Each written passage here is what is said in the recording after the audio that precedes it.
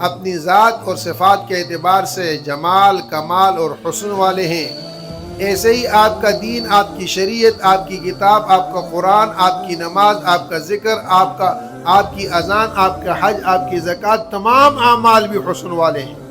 اس سے بڑھ کر آگے آپ کی سنتیں بھی حسن والی، سنتیں بھی کمال والی، سنتیں بھی جمال والی۔ ہر چیز کے اندر اللہ نے وہ حسن چھپایا ہے، وہ کمال چھپایا ہے، وہ جمال چھپایا ہے جو آپ صلی اللہ علیہ وسلم کی ادا ٹھہرا، جو آپ صلی اللہ علیہ وسلم کا قال ٹھہرا، آپ صلی اللہ علیہ وسلم کا حال ٹھہرا، آپ کا دن ٹھہرا، آپ کی رات ٹھہری، آپ کا سجدہ ٹھہرا، آپ کا رکوع ٹھہرا، آپ کی پلک چپکنی اور آپ صلی اللہ علیہ وسلم کے ہونٹوں کا ہلنا، آپ کے دندان مبارک کا چمکنا،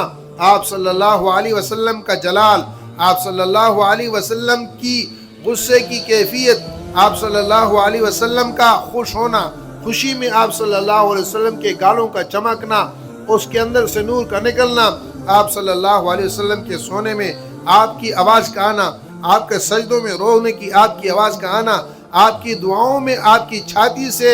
ہانڈیوں کی طرح آواز کا نکلنا، آپ صلی اللہ علیہ وسلم جس چٹائی پر سوتے خوشبودار ہو جاتی، جس گلی سے گزرتے خوشبودار ہو جاتی، آپ کا پسینہ عطر میں ملایا جاتا، اس کا حسن دوبالا ہو جاتا۔